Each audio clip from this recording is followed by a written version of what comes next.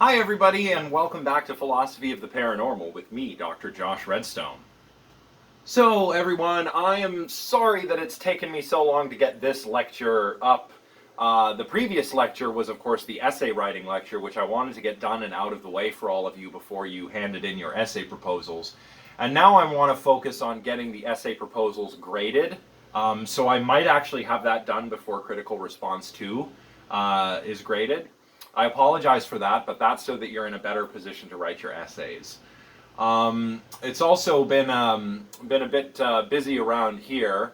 I'm dealing with some minor health concerns, nothing COVID related, nothing absolutely serious, but it has sort of set me back a little bit, and I apologize for that.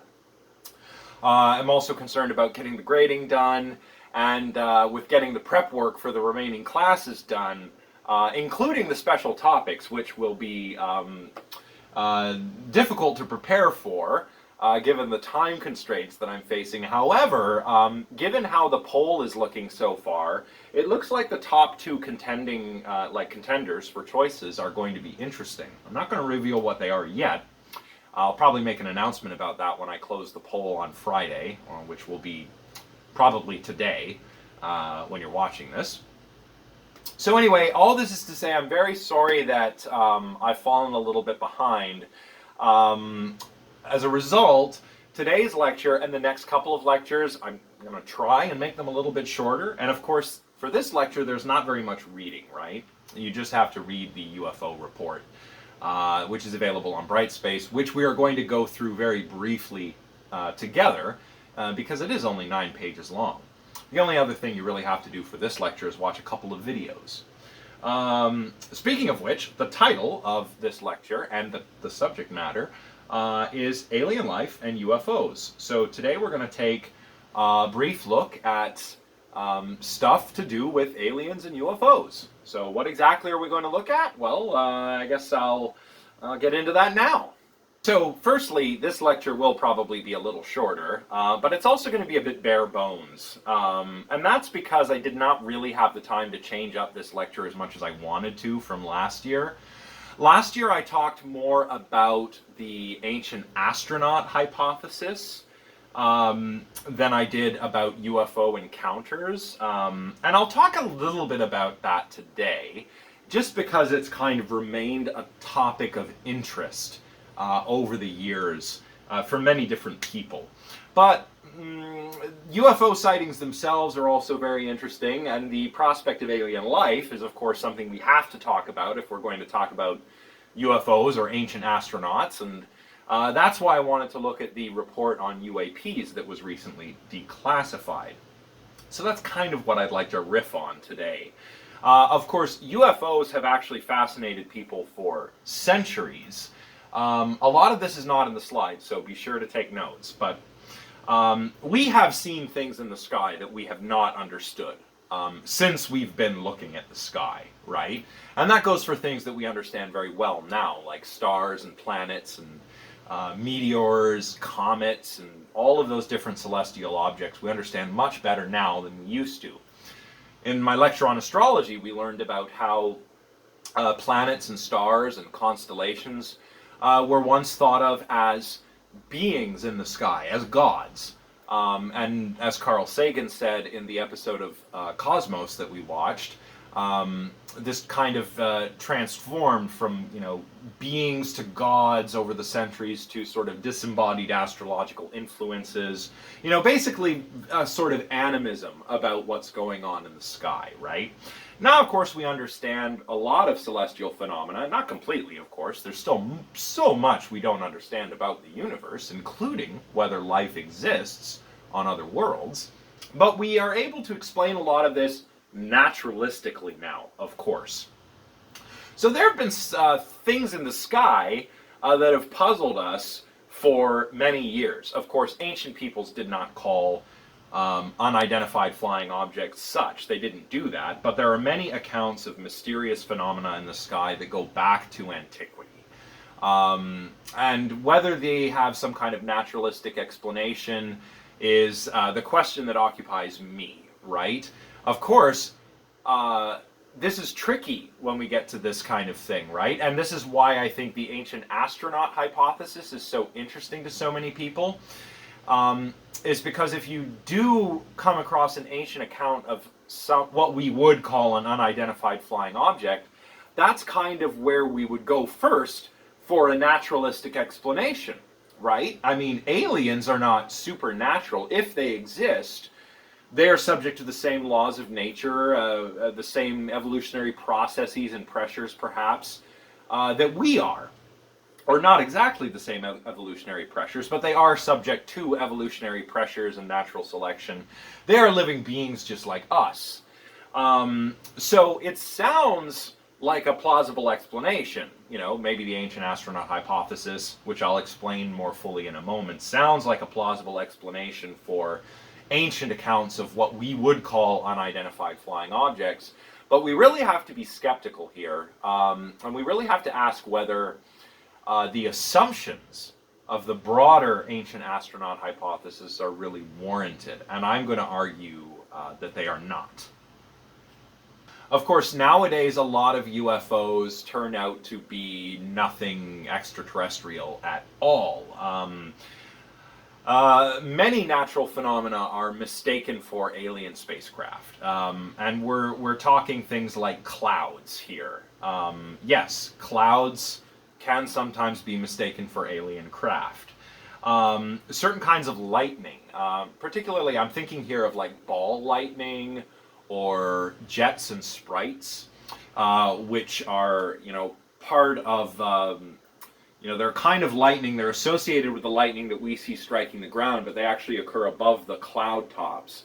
But if you're in the right location, perhaps at a high enough elevation, you might be able to see them, and you'd probably think that they're quite weird. So we have jets and sprites and squids and, you know, all these weird lightning phenomena that occur that perhaps we didn't understand very well and might attribute some divine or supernatural cause to, right? Even other natural phenomena like the planet Venus. The planet Venus is the brightest object in the sky after the sun and the moon. And it is often mistaken for a UFO, surprisingly enough. Also, the star Sirius is mistaken for a UFO quite often. And the reason for that is because Sirius really twinkles a lot. And that has to do with a couple of factors. That has to do with the atmosphere of the Earth and what's happening, what the atmospheric conditions are on Earth. But it also has to do with the star Sirius itself, which is brighter than the sun and which kind of varies in brightness and in its spectra that it puts out. So Sirius appears to twinkle quite a lot more than other stars. And for this reason, Sirius, at least this was the case when I was taking astronomy way back in the day in my undergraduate years, Sirius was actually the most reported unidentified flying object at the time. And it's just a star. So there you have it. Of course, nowadays, artificial things can be mistaken for alien craft in the sky, right? Weather balloons are probably the biggest example. Deflated weather balloons can be mistaken for alien craft. And more recently, we have things like drones. Drones can obviously be mistaken for alien craft. This was probably more true when drones were a newer consumer product. Nowadays, people might know what drones look like when they fly, how they behave, and if you were to see one at night with a light flying around, you might recognize it as a drone. Artificial satellites, of course. There are so many artificial satellites orbiting the Earth right now. And if you look up in the sky at night, on a clear night, you can sometimes spot one. They're very bright. They're bright like a star. And they move across the night sky in a straight line much faster than an airplane. So it's kind of weird if you don't know what you're looking at. You could go out at night and you might see an artificial satellite. Often I can see them from my balcony over here. In fact, the satellite that I spot most often is actually the International Space Station, which orbits the Earth once every 90 minutes. And you can see this. It's very bright. It moves across the sky very quickly. And there's no noise associated with it like an airplane. So it's moving faster than an airplane and yet silently. It's the International Space Station. But if you go searching on YouTube, you'll find many videos of people claiming to have seen a UFO, which, you know, when I look at them, I recognize these videos, I recognize what's in them as artificial satellites, like the International Space Station or something like that. So artificial satellites are often mistaken for UFOs.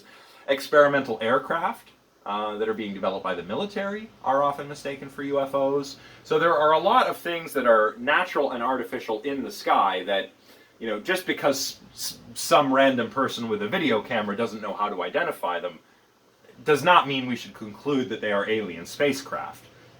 There's a lot more flying around in the atmosphere and in low Earth orbit that is of artificial origin, you know, artificial human origin and natural origin than there probably are, you know, alien spacecraft, right? There is a small percentage of UFO sightings that do remain unsolved, and a few of them are mentioned. In fact, quite a lot of the reports examined in the well, in the UFO or UAP report that we'll look at are also still unexplained. Does that mean that it's aliens? No. Remember, we have to treat these things with extreme skepticism, because although I and many other scientists do believe that life exists elsewhere in the universe, it's still a leap from that supposition to they're here and they're visiting us or studying us or secretly directing our development, right? So, you know, there's lots of modern accounts of unidentified flying objects and even ancient accounts of unidentified flying objects. This is why I think the ancient astronaut hypothesis is compelling for many people. And by the way, I'm calling it a hypothesis, but I think even that is being a little bit too charitable. The ancient astronaut theory is not a theory. It's pseudoscience. It's not really a hypothesis either. And we'll get into the reasons why this is the case. But just in case you've seen, you know, a television program like Ancient Aliens, and, you know, they've got that narrator who's like, ancient astronaut theorists believe in a more extraterrestrial explanation. They're not theorists. It's not a theory. These are not scientists. And that's probably the most important red flag when it comes to this stuff, is that this show, which is purportedly about ancient astronauts which visited and influenced our society and perhaps helped direct human development, these people are not scientists. They're self-appointed experts. And the self-appointed expert who initiated the ancient astronaut hypothesis also has a bit of a problematic track record himself when it comes to, shall we say, being honest with people. So I don't want to make any ad hominem arguments here, but I think that is genuinely a red flag that you ought to be careful for. So this is the work of Eric von Daniken, and we'll talk a little bit about that in a moment. So I'm riffing a lot in this essay, and I'm not really going to go into too much detail into any of the specific claims of the ancient astronaut hypothesis. I'll mention a few things, but the main point I really want to make is that this is a theory that that says that aliens visited Earth in the ancient past, and we may have worshipped them as gods. This may be why, you know, ancient accounts of gods, you know, if we're talking about, you know, going back earlier than the Bible, say, or even looking at apocryphal texts in the Bible, like the Book of Enoch, people will say, oh, there are these ancient accounts of gods visiting. Well, they weren't gods, they were aliens, of course, and they came in spaceships and influenced us and gave us technology and so on and so forth, right? But remember, these are not archaeologists. These are not historians. And shows like Ancient Aliens kind of do this thing where they'll say, mainstream archaeologists say this, but ancient astronaut theorists say this, as if it's a legitimate debate. But it's not. No archaeologist is seriously considering that ancient aliens influenced human development or ancient religion or mythology or anything like that.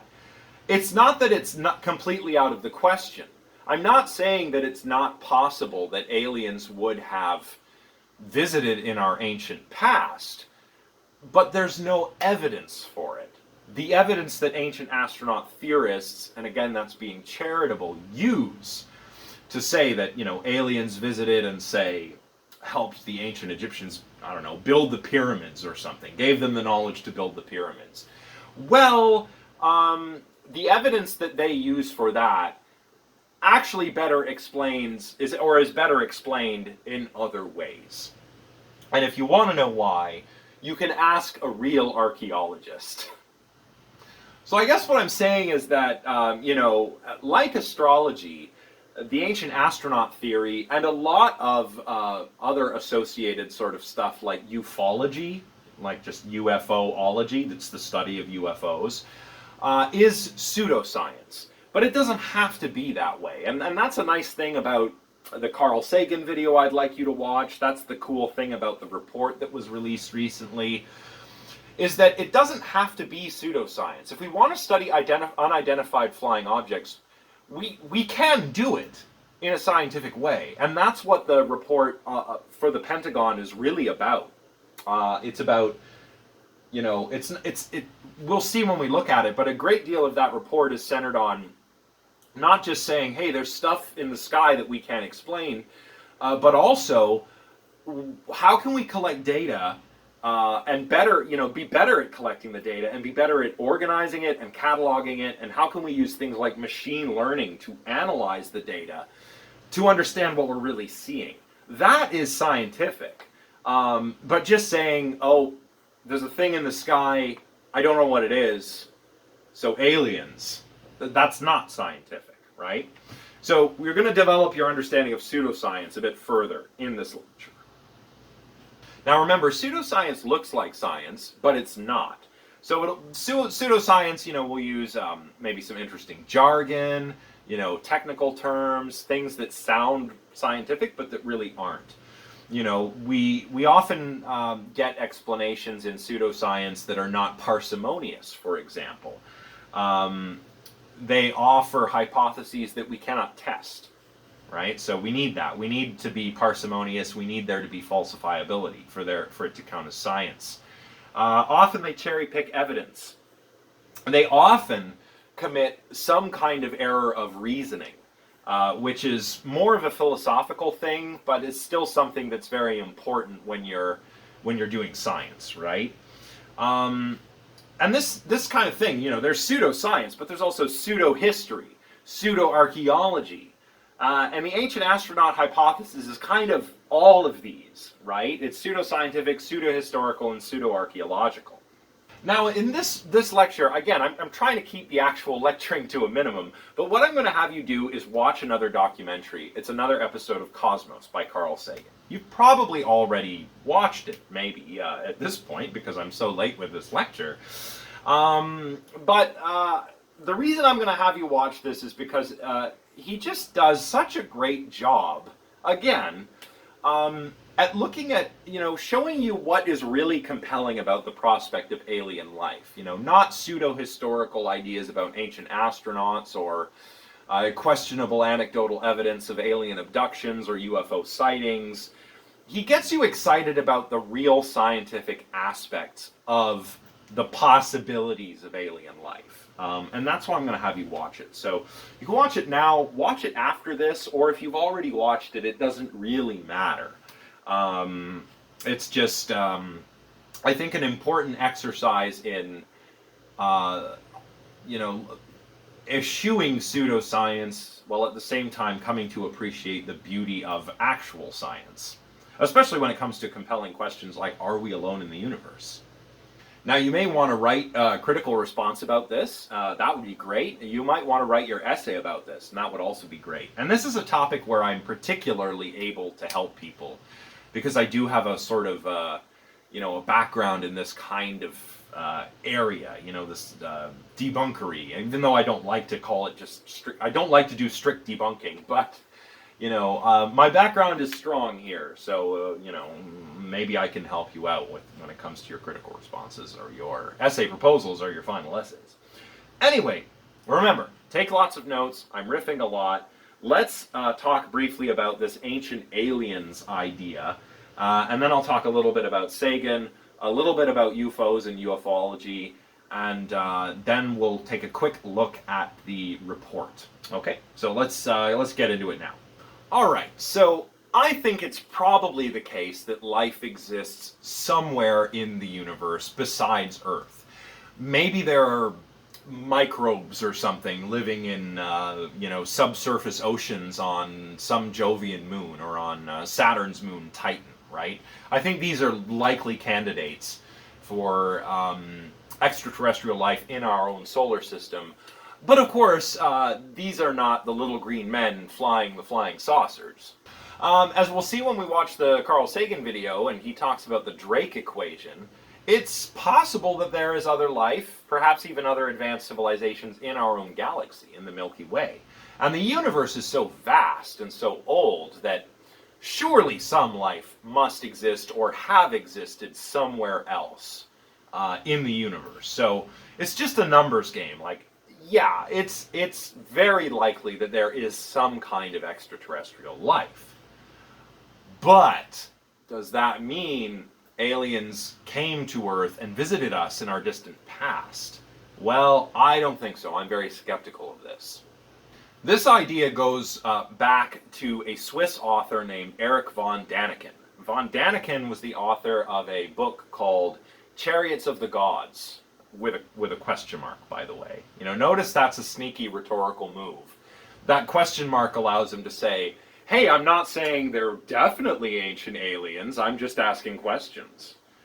Now, von Däniken was a former hotel manager who spent a bit of time in prison for fraud, which is why I'm kind of skeptical of, besides the pseudoscience, that's another reason to be skeptical of his ancient astronaut theory, which is, of course, the idea that extraterrestrials influenced human development in the distant past. And von Däniken cites a lot of things that, frankly, don't even merit that much discussion, because he just does not know what he's talking about. He is not an archaeologist, nor is he a scientist. Erich von Däniken's kind of reasoning in Chariots of the Gods is just like, if we can't explain it, aliens. If something looks extraterrestrial, if there's some hieroglyphs here, well, it's aliens, obviously. That's literally the extent of the reasoning that goes into Chariots of the Gods. There's nothing else beyond that. Which is why I find it so surprising that even though it's a compelling idea, it's very surprising to me that this idea has been around as long as it has and has, gotten an extra boost from other shows like Ancient Aliens. But anyway, von Däniken cites examples. I'll just go over a few of them now, like the Baghdad Battery. The Baghdad Battery comes from a depiction that we have on some, stone carvings from Baghdad, from, I believe, around the Islamic Golden Age. What it is, it looks like a pot with a light bulb coming out of it.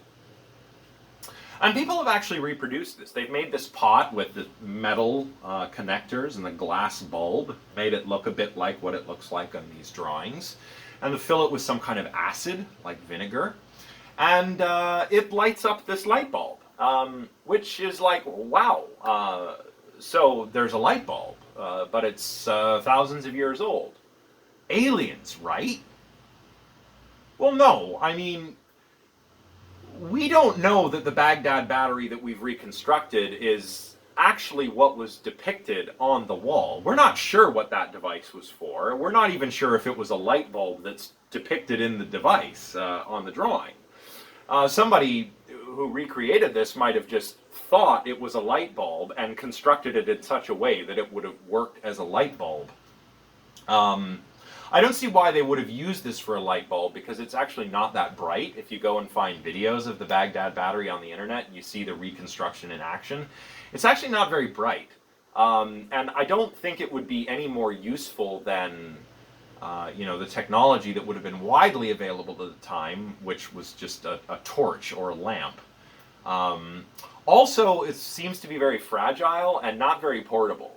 And there are other theories on what the Baghdad battery was actually used for. Theories that say that it was probably not a battery at all, but may have been used in the making of jewelry for cleaning and polishing metals and so forth. So the Baghdad battery is not good enough. Neither is Easter Island, right? Easter Island is another example. You know, the giant heads on Easter Island. Von Daniken will say something like, how could these ancient, basically Stone Age people make these giant heads and move them around and put them in place? They couldn't. It must have been aliens. But of course, Von Daniken is saying this knowing nothing about the technical capabilities of the people who actually built these stone heads. I mean, Easter Island was populated by Polynesian peoples, and these were smart, savvy people. These folks were navigating the seas using very intricate astronomical knowledge, which they had gathered through years and years of just observing the sky and passing down knowledge in a really dense, interesting oral tradition. And they could navigate the seas very, very well on rafts. And they may, we don't know, but they may have even reached the west coast of South America. And there's some interesting evidence for this that has to do with different animals and crops showing up where they're not supposed to, at times they're not supposed to, but we don't have any solid evidence. My point is, these were an amazingly capable people. And Von Daniken just seems to dismiss this capability. And if they can do that, if they can navigate the Pacific Ocean and reach as far away as places like Hawaii or possibly South America, why should they not have also been able to develop the expertise to construct these giant heads using simple tools? I don't think that's out of the question, and I think that's a more parsimonious explanation. Likewise with anything else. The pyramids of ancient Egypt or the Nazca lines. Von Daniken just says, well, these are ancient people, they weren't smart enough to do this, they didn't have heavy machinery, they couldn't have done it. But that's just somebody who doesn't know anything about these people making a claim that's not warranted. And Von Daniken has also been accused of racism, because this is kind of a racist claim to make. Von Daniken never makes these claims about the Greeks or the Romans, right? And that's the thing. The Greeks and the Romans, by the way, don't look like, me, right? The ancient Greeks and ancient Romans were a Mediterranean people. But not only that, they, in all of Von Daniken's work, he never questions whether the Romans actually invented concrete and built the Colosseum. He never questions whether the Greeks actually built the temple to Athena in Athens or something like that. He never questions that. He never attributes any of that to aliens. But he does do that for every other culture around the world. Egypt, Easter Island, the Nazca lines, all those examples I just mentioned. So there's a bit of a racial bias there that Von Daniken has been called out for.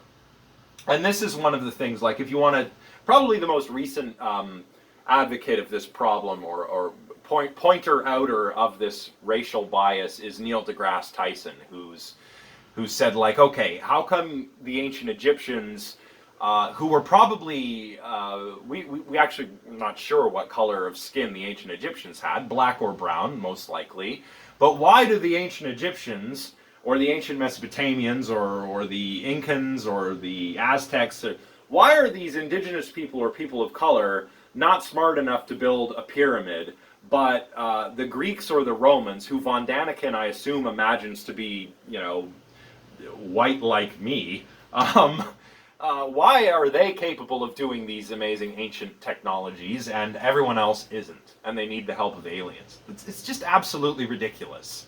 So, yeah. enough of that. Enough of the ancient astronaut hypothesis.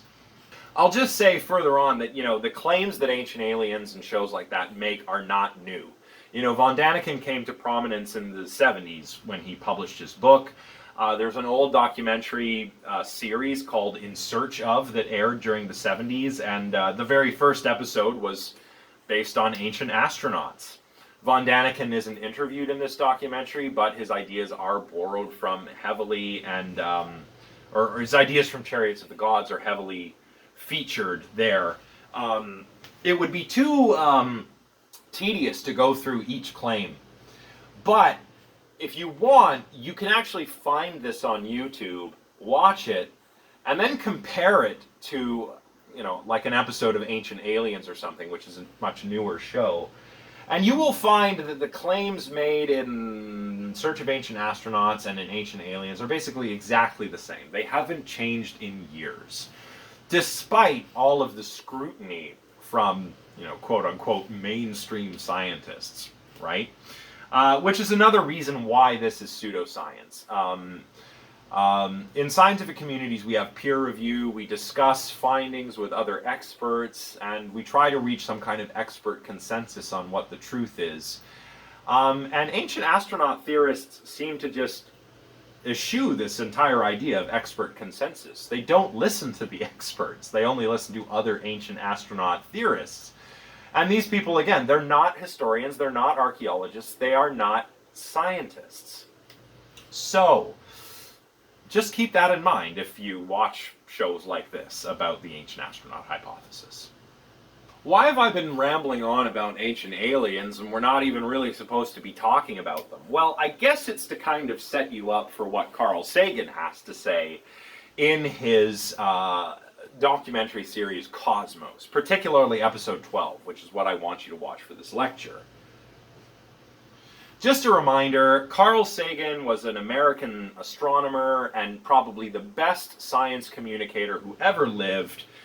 Just fantastic, as I've been emphasizing.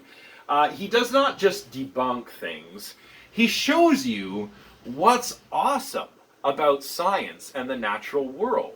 And there are others who have continued that legacy, thanks to him. If you're like me, you probably grew up watching Bill Nye the Science Guy. I mean, I'm showing my age a bit there. But yeah, back in the 90s, man, Bill Nye the Science Guy was the best.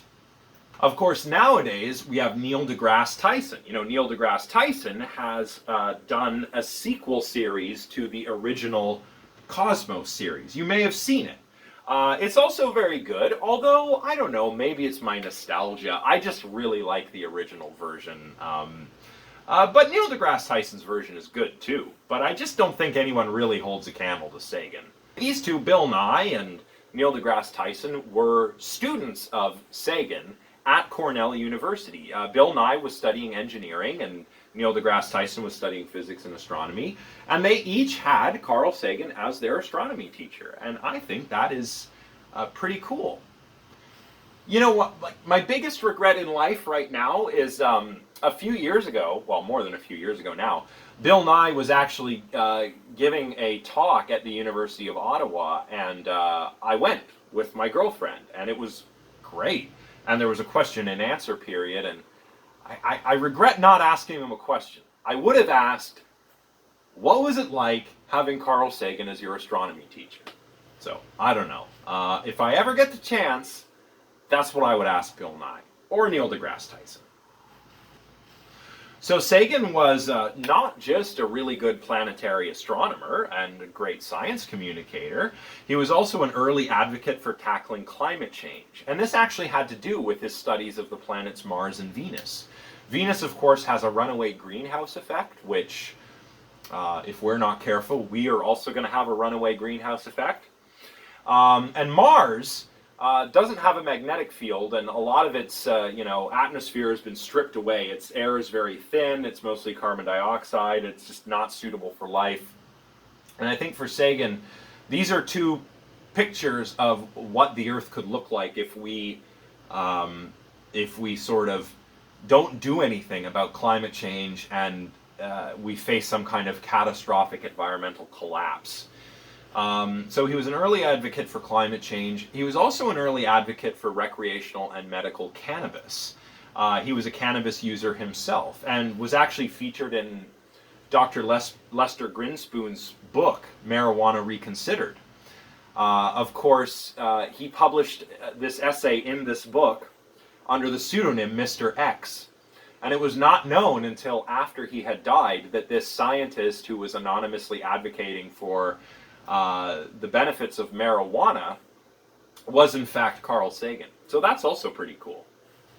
Of course, Sagan is skeptical of paranormal claims, skeptical of alien abductions and ancient astronauts, a challenger of pseudoscience, and very importantly, he was also an advocate for nuclear disarmament, because Sagan was working during the Cold War and spent a lot of time protesting and raising awareness about the dangers of our nuclear arsenals. Sagan always would say, when talking about the future, if we do not destroy ourselves.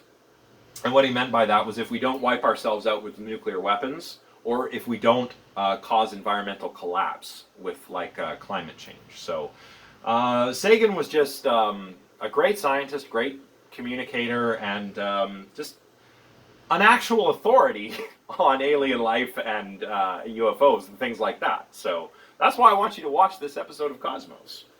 So episode 12 is the Encyclopedia Galactica, and what Sagan does in this documentary is, first, he starts by analyzing a very famous, probably the most famous, alien abduction account, and that's the Hill abduction.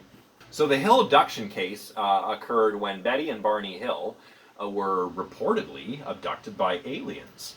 But as you'll see when you watch this episode, there were some strange events that happened on their road trip back from Canada, on Benny and Barney's road trip. But it wasn't until weeks or months later, when they were under hypnosis, that they actually recalled being taken up to a spaceship and being, interviewed by the aliens, right? And the problem with that is that we know now that hypnosis, and this can happen completely inadvertently on the part of the hypnotist, but the hypnotist can accidentally implant false memories. And this seems to be, to my mind, what has happened in the Hill abduction case and in many other UFO abduction cases. Something weird happens, maybe people will lose time, and then they'll go under hypnosis and we get some kind of account of being abducted by aliens or something. And that's probably attributable to false memories.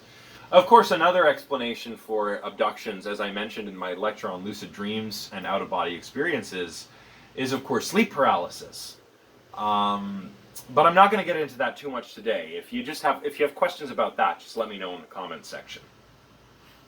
So Sagan kind of gives some reasons to question the Hill's abduction account, and then he goes on to recount how a fellow named Champollion translated ancient Egyptian hieroglyphics. And the reason why Sagan does this, I think, is to give you a glimpse, on the one hand, of what ancient peoples were able to accomplish, how sophisticated they were.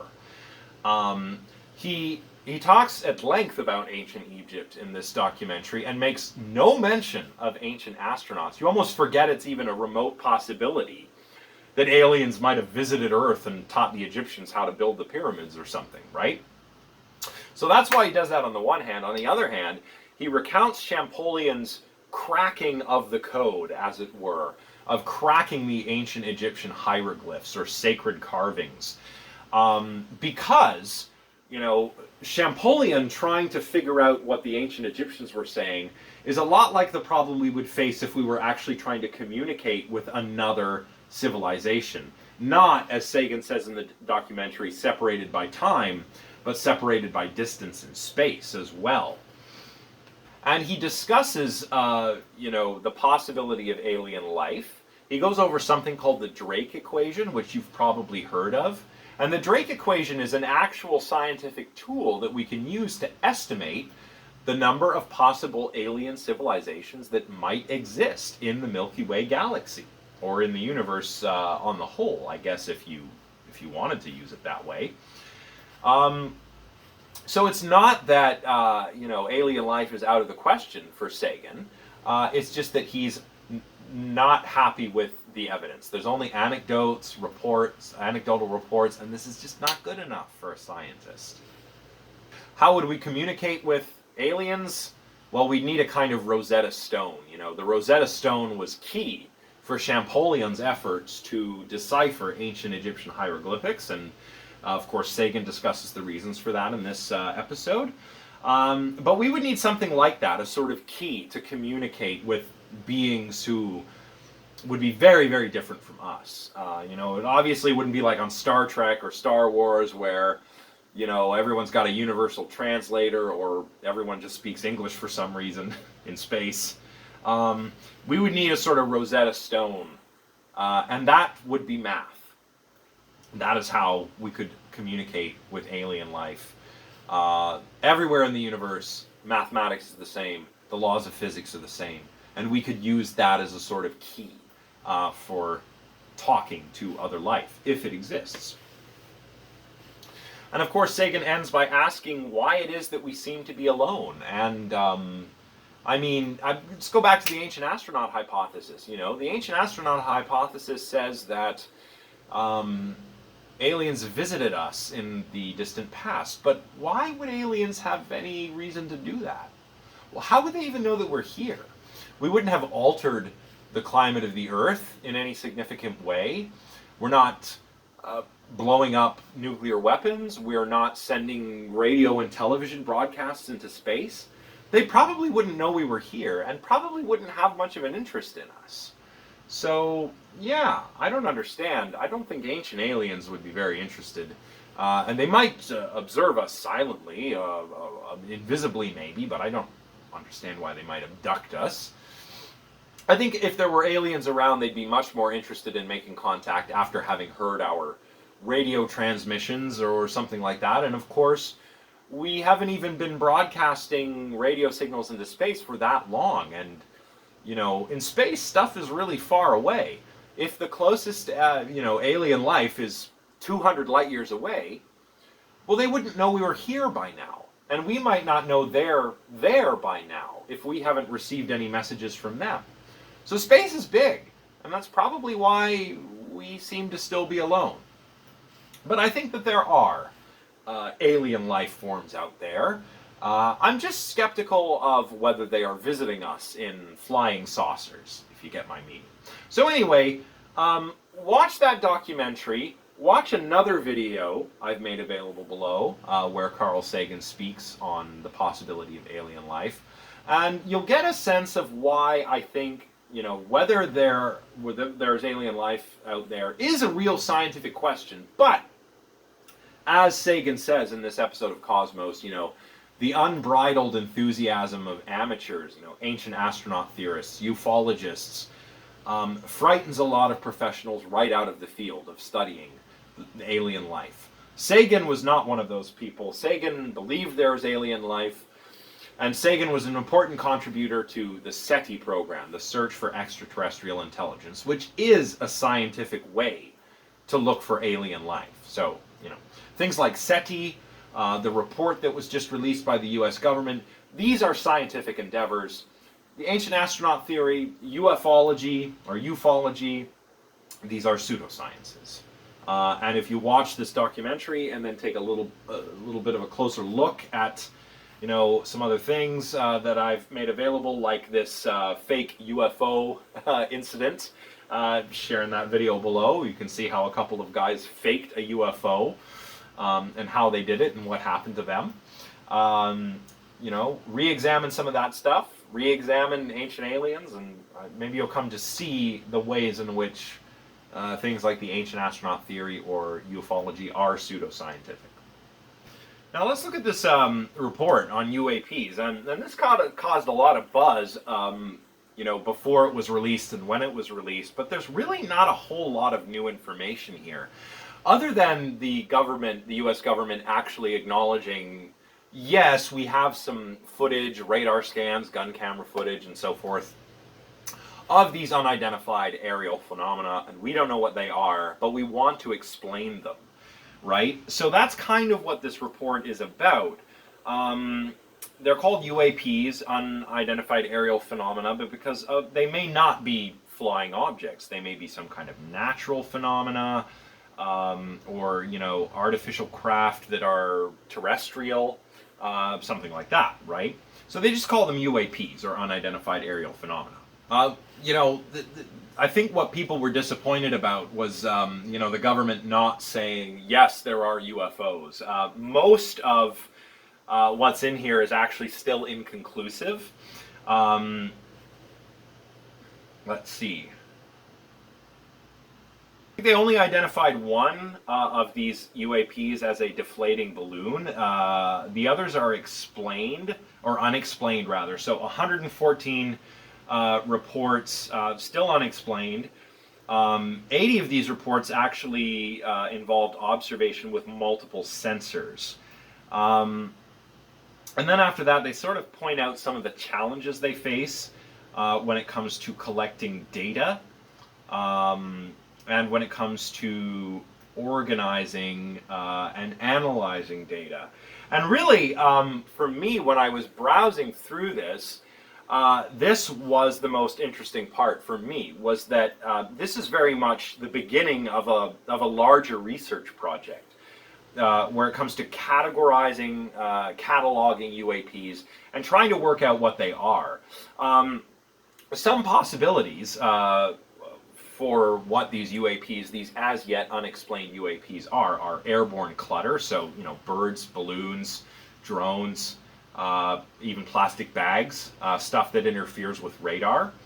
We got natural atmospheric phenomena, so we can have ice crystals or thermal fluctuations that register on radar. There might be industrial or governmental programs that are top secret or classified, which some branches of the military may not know about. So those are terrestrial in origin. Foreign adversary systems, so maybe some UAPs are not aliens, but they might be some kind of experimental Russian aircraft or Chinese aircraft or something like that, right? Still terrestrial. And then there's other, which I suspect they put because they didn't want to say it was aliens, right? But that's not because they're hiding aliens from us. That is because we don't know. And that has mostly to do with our current ability to collect and analyze data on UAPs. Something that's also very evident here is the concerns about them. Concerns when it comes to national security, right? Obviously, if there are some kind of aliens out there and they're traveling from another system to Earth, their technology is far superior to ours. So there'd be no question that if aliens wanted to do us harm, I think they could, right? It would be like an Independence Day kind of situation, except we wouldn't have Jeff Goldblum uploading viruses using his 90s MacBook, right? So, yeah. So it seems to be more about the flight safety concerns and national security concerns, and stuff like this has been reported since at least the Second World War. Unidentified flying objects have been seen by pilots. A lot of this stuff is collected by pilots or radar operators on bases or ships or some kind of mobile radar platform. Back in the day, they were called Foo Fighters. This is where that name Foo Fighters comes from. Old World War II pilots would see these unidentified flying objects, and that's what they called them. But we don't know what they were. And the rest of the report is really just about what we need to do to further understand UAPs. And a lot of the emphasis here is on sort of standardizing data collection, and then using machine learning to analyze the data and look for patterns that might give us a clue about what we're actually seeing. Machine learning, by the way, is a way of using artificial intelligence to learn to solve problems or categorize data or answer questions or categorize things. And we can use machine learning in a lot of different areas. Nowadays, machine learning is used in, for example, medicine. Machine learning can help diagnose diseases. or it can help doctors decipher things like X-rays and MRIs, and help to identify like tumors or something, or bone fractures that way, just by doing a sort of visual search and deep learning analysis and whatnot. So that's a bit beyond the scope of this class, but basically we would be bringing this technology to bear on the data that has been collected, like radar data, sonar, gun camera, whatever. And we could try to discern some interesting patterns maybe that we're not able to see because of the limitations of our sensory system. So if we use machine learning and really good statistical analysis, maybe we can work out what's really going on. And if we standardize the collection and organization of this data, then that just means we'll be able to build a bigger, better database of this data faster so that we can analyze it more. So I think the takeaway from this report is that, we've got an acknowledgement that there's stuff in the sky that we don't know what it is. Does that mean it's aliens? No. Should we jump to the conclusion that it is aliens? Absolutely not. What the number one takeaway from this report should be is actually that we need to get ourselves into an even better position to understand what this stuff is. We cannot explain all of it at the moment. That does not mean it's aliens. What it does mean is that we need to get our stuff together and really come up with some great ways to collect, catalog, and analyze all of this data. That is what the takeaway for this report is. And of course, this report emphasizes flight safety and national security.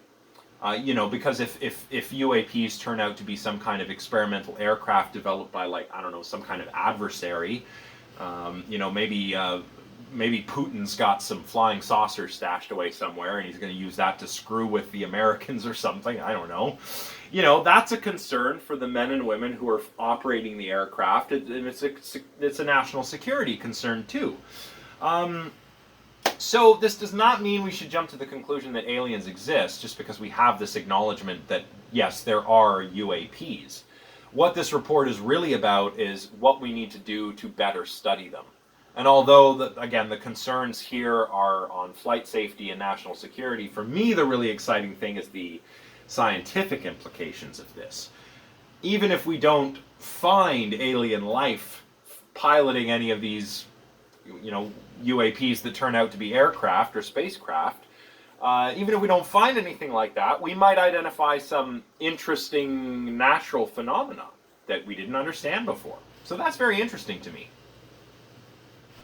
Okay, I know this lecture was probably a little bare bones and I seem to be a little all over the place, but that's because I really want to get caught up with everything, and yeah.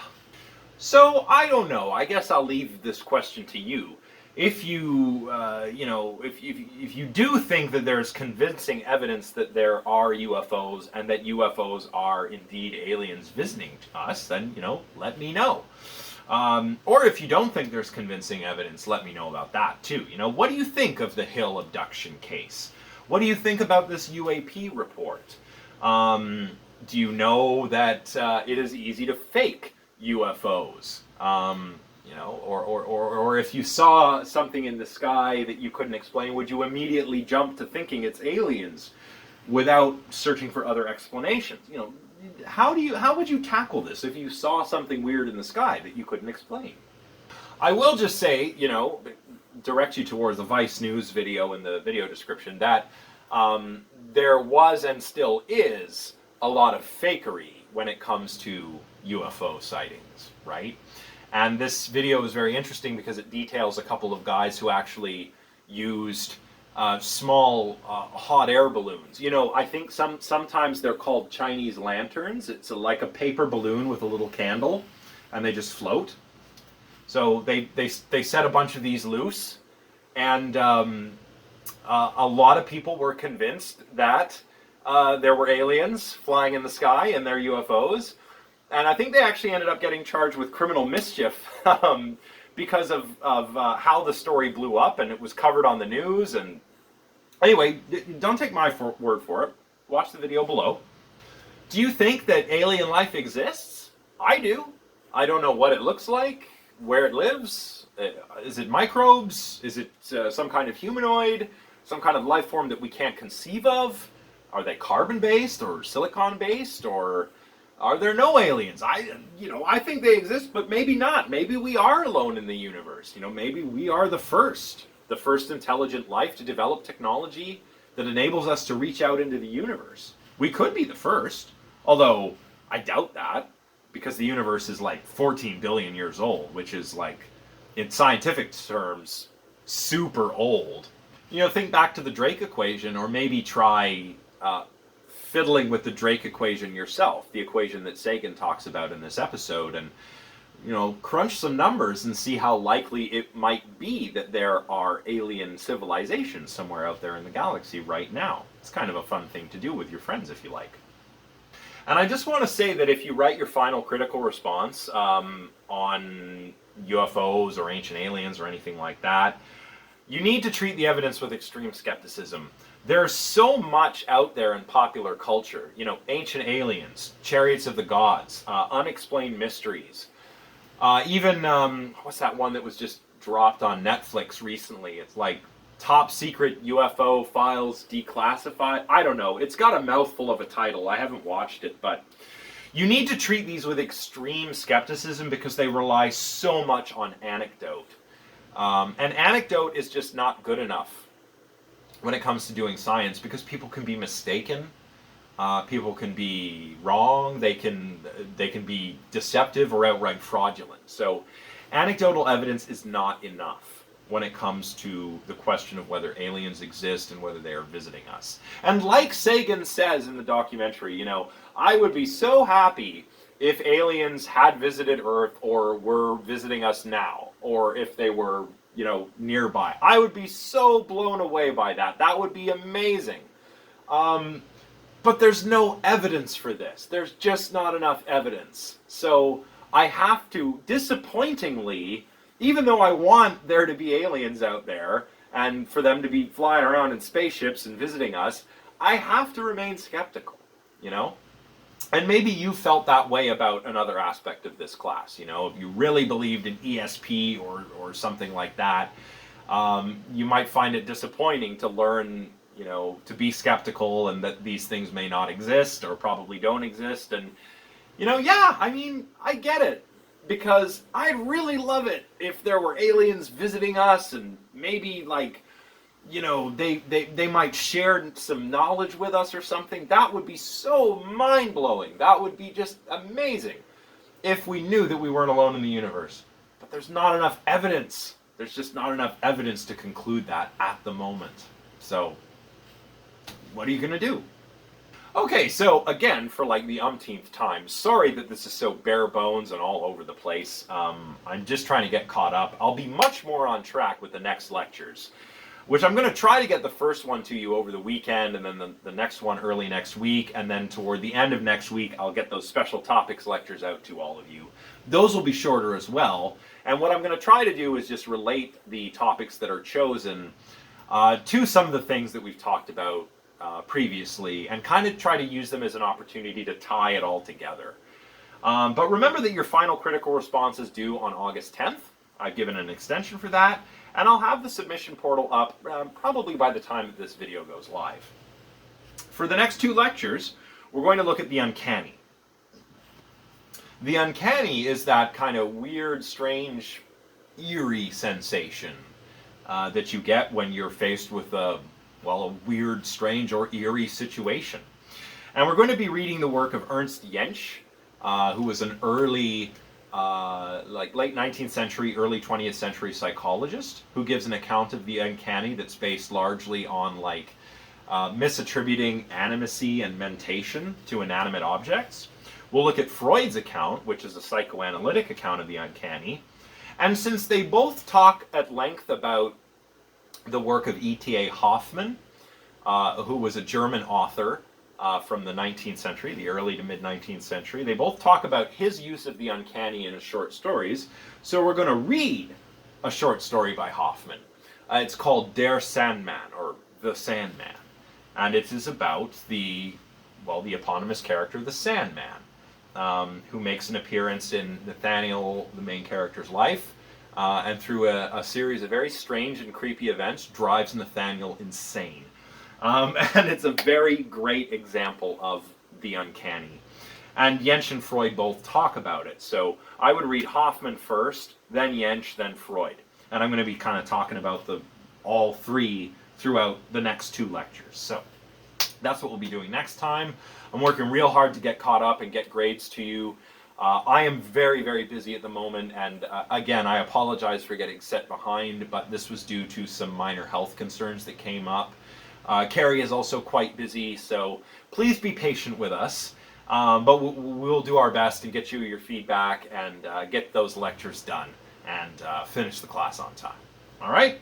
So that's it for today. I hope you're all doing well. Let me know if you have any questions, and I'll see you all next time. Bye for now, everyone.